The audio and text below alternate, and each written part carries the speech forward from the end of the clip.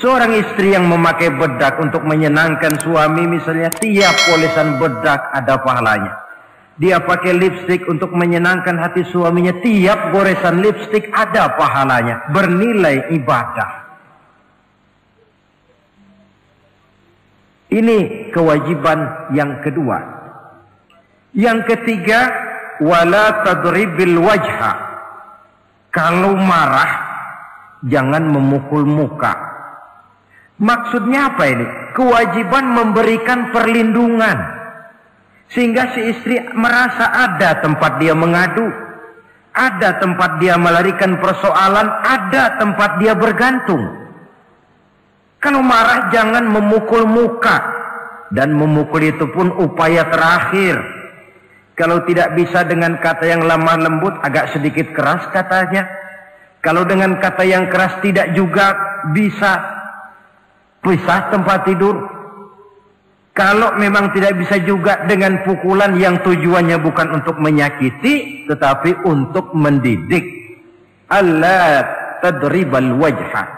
Kalau marah jangan memukul muka. Dan memukul pun bukan jalan pertama, tapi upaya terakhir dengan tujuan bukan untuk menyakiti, tapi untuk mendidik sang istri. Kewajiban untuk memberikan perlindungan. Yang keempat, wala tuqabbih. Jangan memburuk-burukan istrinya. Kewajiban menjaga nama baik. Sebab apa?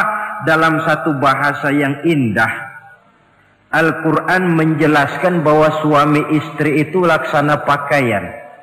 Hunna libasul lakum wa antum libasun lahunna. Istri pakaian untuk suami, suami pakaian untuk istri. Lihatlah alangkah indah gaya bahasa Al-Quran ini. Diibaratkannya suami istri seperti pakaian. Apa fungsi pakaian? Pertama, pakaian itu kan jadi kebanggaan. Saya bangga memakai baju seperti ini. Saudara bangga memakai baju yang saudara pakai. Artinya, seorang suami harus berusaha menjadi suami kebanggaan istri. Dan seorang istri pun harus berusaha menjadi istri yang dibanggakan oleh suaminya. Jangan yang malah kemudian disesali. Itu kan kalau sudah marah orang kadang-kadang ucapannya nggak terkontrol. Istri marah sama suami, bang, nyesel gue punya laki kemarin. Sudah hilang lagi kebanggaan. Kalau kebanggaan hilang, wibawa pun hilang. Kalau wibawa sudah hilang, maka rumah tangga sudah sulit untuk dipertahankan. Yang kedua, yang namanya pakaian itu kan menutup aurat. Itu tujuan pakaian yang terpenting. Artinya di sini, kalau seorang istri mempunyai kekurangan, suamilah yang menutupi.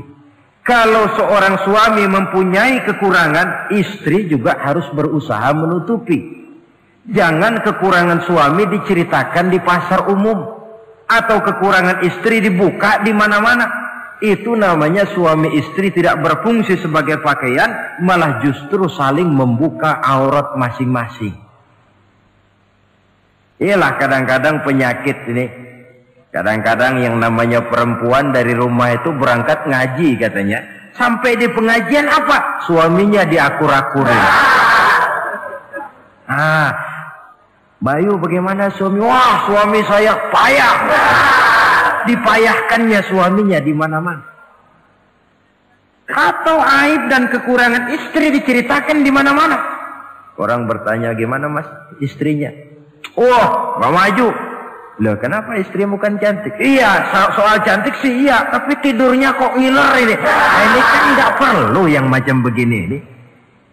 Tidak bisa menjaga apa yang disebut security informasi. Fungsi pakaian sebagai suami istri tidak berjalan di dalamnya. Saling menjaga kehormatan diri. Ini yang keempat. Yang kelima, wala tahjur illa fil bait. Jangan berpisah dari istri kecuali di rumah. Maksudnya begini. Kalau satu hari seorang istri suami marah kepada istrinya, tidak usah istri itu disuruh pulang ke rumah orang tuanya, ke rumah mertua lalu diusir, tidak. Cukup pisah tempat tidur saja. Ini maknanya wala tahjur illa fil baiti. Umpamanya, dek malam ini saya sedang tidak enak pikiran, kau tidur di kamar belakang lah, saya kamar depan. Cukup pisah tempat tidur saja, tidak perlu istri dipulangkan ke rumah orang tuanya. Nanti umpamanya tengah malam turun hujan, udara dingin, pikiran berubah, berasa perlu, kan tinggal manggil. Tidak jauh secara psikologis ajaran semacam ini bisa kita terima. Saudara hadirin yang saya hormati, ini pada prinsipnya kewajiban seorang suami. Kewajiban yang menyangkut masalah pangan, sandang, perlindungan, memelihara kehormatan, dan menjaga ketenangan di rumah tangga dengan menyelesaikan persoalan di rumah tangga itu secara intern. Jangan belum apa-apa sudah mertua diundang, orang tua dibon. Persoalan belum tentu selesai, tapi masalah sudah meluas. Cobalah kita selesaikan intern dulu. Kalau kemudian ternyata dianggap perlu mengundang orang tua, mertua, keluarga, baru kita upayakan ke arah itu. Ini kewajiban suami dan ini merupakan hak istri. Lalu bagaimana kewajiban istri sekarang ini? Istri kewajibannya merupakan hak untuk suami. Saudara, dari hadis yang diriwayatkan Imam Ibnu Majah dari Ali bin Yazid dari Abi Umamah, Nabi bersabda, "Mastafadal mu'minu ba'da taqwallahi azza wa jalla khairan lahu min zaujatin salihah." Bagi seorang mukmin, sesudah dia mempunyai sifat takwa kepada Allah, tidak ada yang lebih membawa manfaat selain daripada istri yang solehah. Istri solehah itu yang bagaimana? Yang hidup mampu melaksanakan kewajibannya. Apa kewajibannya? Kata Nabi, pertama, in amaroha atau athu. Kalau diperintah, dia taat. Kewajiban istri yang pertama, taat kepada suaminya. Begitu besar kewajiban taat kepada suami, sampai-sampai Nabi pernah menyatakan, "Lau kuntu amiran ahadan ayyasjuda li ahadin la amartul mar'ata an tasjuda li zawjiha." Kalau saja boleh, kata Nabi, aku memerintahkan manusia sujud kepada sesama manusia, tentu aku perintahkan istri untuk sujud kepada suaminya. Untung saja sujud kepada manusia tidak boleh. Kalau boleh, istri itu disuruh sujud kepada suami. Tentu karena besar hak suami atas dirinya. Yang kedua, ibadah sunnah tidak mendapat izin suami juga bukan saja tidak berpahala, malah berdosa. Umpamanya, pengantin baru, si istri kebetulan santri, malam minggu pesta, besoknya hari Senin, si istri sudah kadang biasa hidup sebagai santri, hari Senin puasa sunnah. Dia bilang sama suaminya, "Bang, besok saya mau puasa sunnah nih, hari Senin." Kata suaminya, "Kalau kau puasa juga kau kejam. Lalu kau puasa, aku disuruh ngapain?" Tidak diizinkan oleh suami, dia puasa juga. Bukan saja tidak mendapat pahala, malah berdosa. Sampai amalan yang sunnah pun tidak diizinkan oleh suami, berdosa. Apalagi amalan yang mubah. Apalagi amalan yang tidak ada dasar hukumnya, perintahnya. Sepanjang perintah suami tidak untuk maksiat kepada Allah, istri wajib untuk taat. Dalam hadis lain kita temukan Nabi bersabda, "Idza da'a ar-rajulu imra'atahu ila firashihi." Kalau seorang suami memanggil istrinya ke tempat tidur. Ini bahasa kinayah. Manggil ke tempat tidur kan tentu nggak perlu penjelasan. Masa mau nyambal di tempat tidur kan enggak. Fa'abat. Si istri tidak mau. Lantaran istri tidak mau, suami jengkel. Fabata ghadbana alaiha. Sampai dalam jengkelnya tidur. La'anat hal malaikatu hatta tusbiha. Istri macam itu dilaknat, dikutuk oleh malaikat sampai datang waktu pagi. Kewajiban untuk taat. Namun sebaliknya, seorang suami pun jangan mentang-mentang istri wajib taat lalu overacting. Segalanya main tunjuk, segalanya main komando, segalanya main perintah. Sebab contoh yang diberikan oleh Rasul tidak begitu.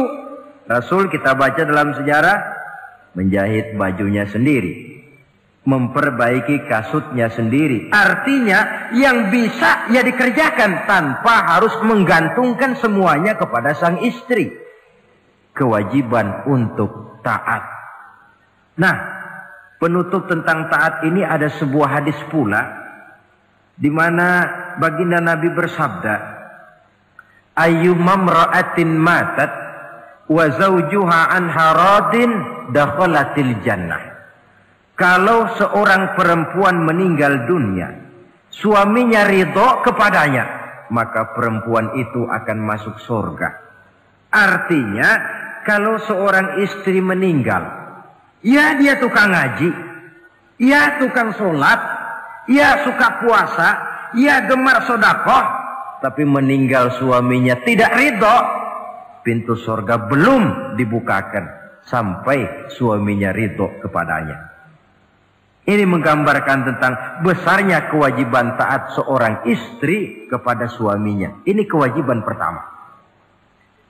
Lalu kewajiban yang kedua kata Nabi, wa in nazara ilaiha sarrathu. Kalau dipandang oleh suaminya, dia pandai menggembirakan, menyenangkan hati suaminya. Menjadi istri yang pandai menyenangkan hati suami. Siapa contohnya? Kita lihat misalnya istri Nabi, diantaranya Sayyidatuna Khadijah radhiyallahu anha. Ketika Nabi pertama kali menerima wahyu berhadapan dengan malaikat Jibril, beliau kembali ke rumah dengan tubuh gemetar. Setibanya di rumah beliau berkata, "Zammiluni ya Khadijah." Khadijah, selimuti saya. Kenapa bang? Barusan datang malaikat Jibril, dia katakan begini-begini, saya khawatir Khadijah. Khadijah tahu suaminya sedang gelisah. Sebagai istri yang bijak beliau tampil, apa katanya? Kalla ma yukhzikallahu abada. Tidak apa-apa bang, jangan khawatir, Allah tidak akan menyusahkan abang buat selamanya. Ini istri yang pandai menyenangkan hati suami. Suami pulang dagang dari pasar, rugi. Istri tampil, itulah bang romantikanya dagang.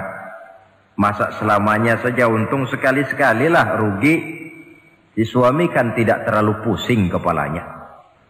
Jangan sudah di pasar rugi, sampai rumah istri pidato, peletar-peletor macam petasan.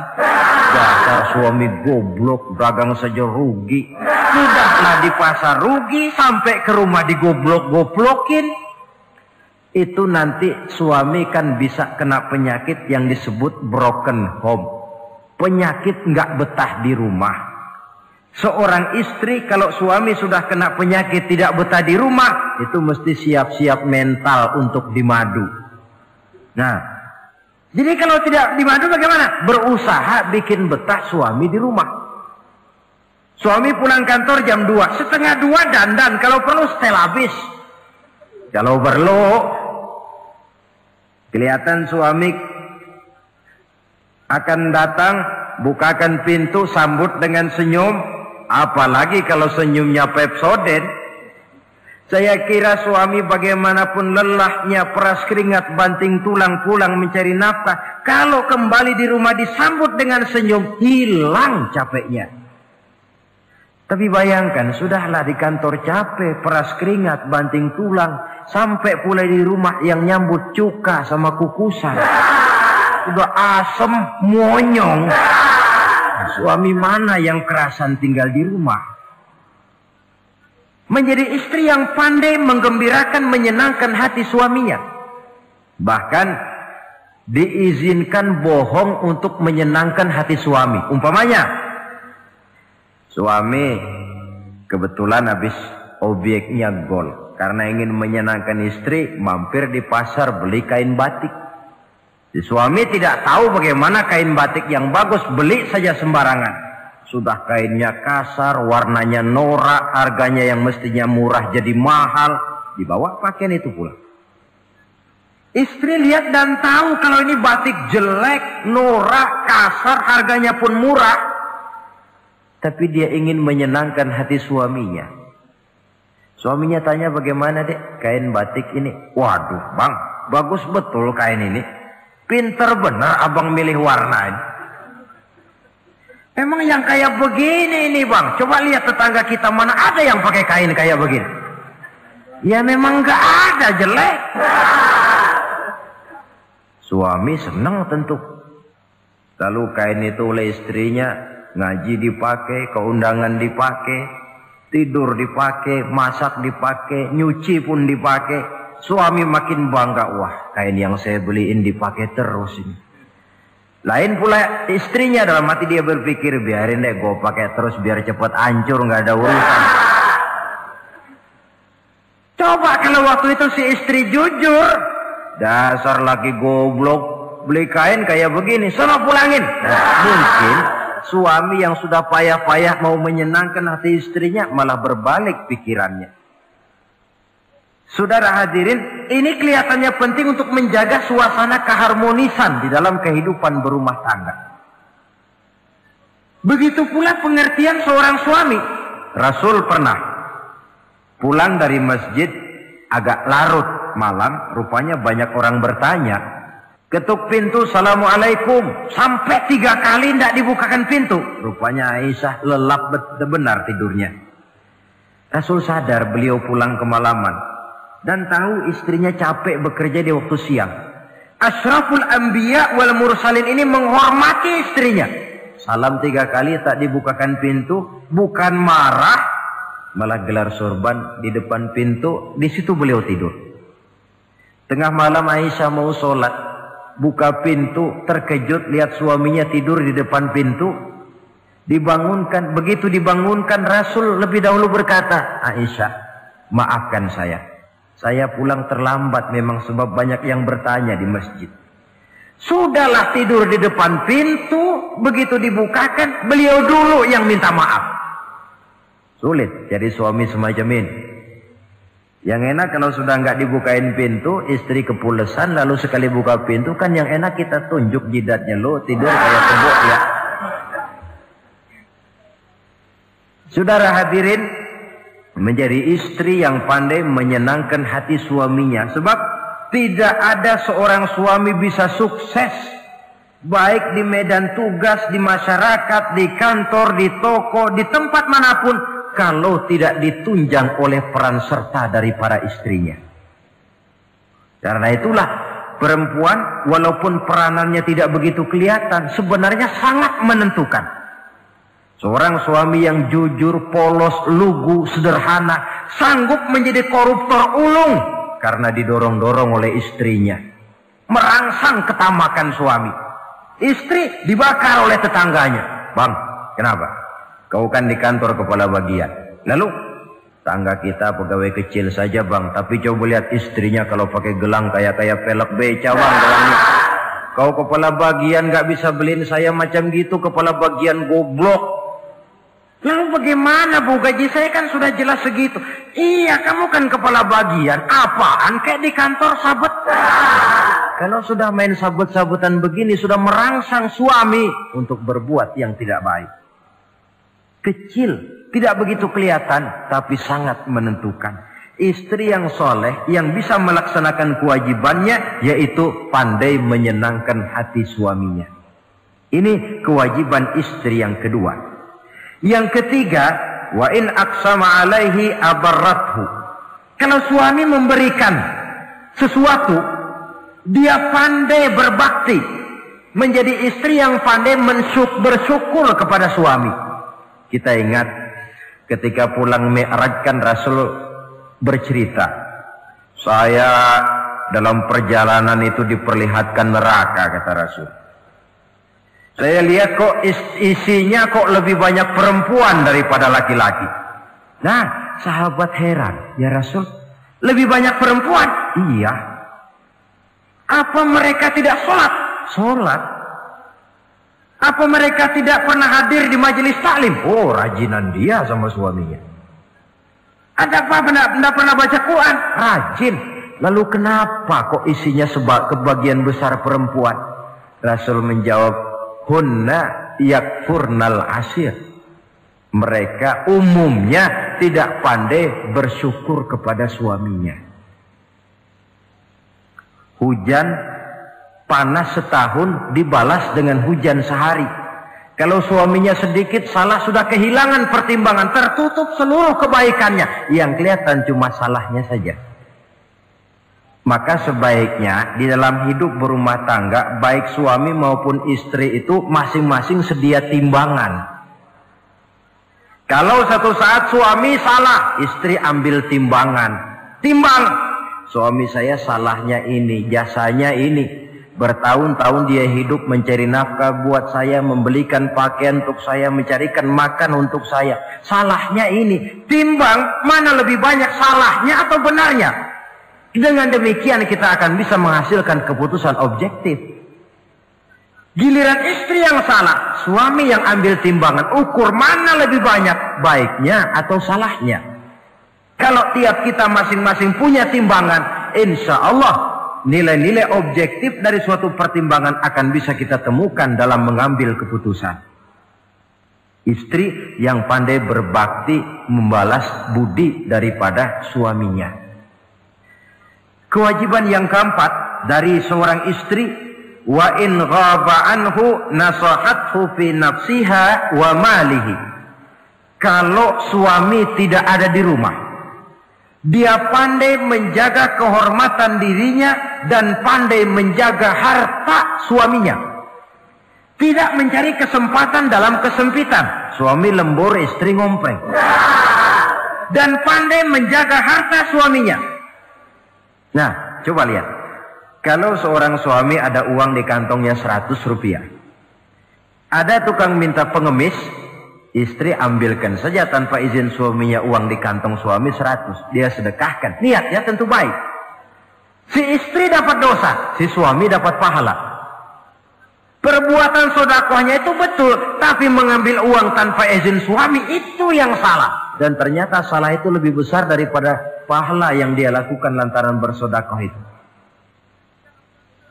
Kalau ini terwujud, maka suasana saling mempercayai akan tumbuh. Kalau sudah saling mempercayai, rasanya akan terwujud kedamaian dan ketenangan. Suami meninggalkan rumah dengan perasaan tenang, istri pun melepas suami dengan perasaan damai, tanpa was-was, tanpa curiga, dan sebagainya. Dan ini modal yang paling utama mewujudkan saling kepercayaan dalam membina hidup bahagia. Saudara, jadi dengan demikian kewajiban suami dan kewajiban istri yang merupakan bagian tidak terpisahkan dari bagaimana membina rumah tangga berdasarkan tuntunan agama merupakan hal yang dicontohkan oleh Nabi kita Muhammad sallallahu alaihi wasallam. Dengan satu kesimpulan, rumah tangga Nabi bahagia karena rumah tangga itu disinari oleh ajaran-ajaran agama. Sehingga timbul saling pengertian membawa kepada ketenangan, dan ketenangan sesungguhnya tangga utama mencapai rumah tangga bahagia. Tanpa materi orang memang sulit untuk bahagia. Tapi materi semata-mata bukan merupakan jaminan bahwa orang akan hidup bahagia. Banyak isak tangis berbunyi di rumah-rumah mewah, dan banyak sendak gurau, tawa dan canda, tawa lerai di rumah-rumah sederhana. Artinya suka dan duka, sedih dan gembira, susah dan bahagia bisa ada di gubuk reot dan bisa juga ada di rumah mewah. Ternyata bukan harta semata-mata yang menopang dan menjamin hidup itu akan bahagia, tapi satu rumah tangga yang dipancari oleh sinar agama di bawah naungan ridho dari Allah Subhanahu wa taala. Si istri taat melaksanakan ajaran agama, suami taat, lalu anak-anak pun hidup dalam suasana yang religius. Dari sana tumbuh pancaran sinar keagamaan. Irama agama mengalun dalam kehidupan rumah tangga kita. Berfungsilah dengan demikian rumah tangga sebagai tempat di mana kita mengamalkan ajaran agama kita. Alangkah nikmat satu rumah tangga. Istri ahli ibadah, suami pun ahli ibadah, anak-anak pun terbiasa oleh lingkungan untuk hidup melaksanakan suatu ibadah. Dan keberhasilan di rumah tangga awal untuk menuju keberhasilan di masyarakat, di tempat tugas, dan di tempat-tempat lainnya. Sebaliknya, kehancuran rumah tangga akan selalu menjadi awal kehancuran karir di masyarakat, di tempat kerja, dan di tempat-tempat lainnya. Oleh karena itu, berangkat dari hal semacam inilah, maka kita berkeyakinan rumah tangga yang bahagia ialah rumah tangga yang didasarkan kepada ajaran agama. Sehingga tercapailah kebahagiaan hidup di dunia yang langsung menopang kepada kebahagiaan hidup di akhirat nanti. Nah, inilah pembicaraan kita pada pertemuan kali ini. Dengan harapan mudah-mudahan dari setiap rumah tangga muslim memancar sinar-sinar agama, menjadi kubu-kubu pertahanan di mana kita menegakkan ajaran agama, dan pada akhirnya nanti akan tercipta masyarakat yang agamis. Terwujudlah ketenangan, kedamaian, dan ketentraman. Mudah-mudahan ada manfaatnya.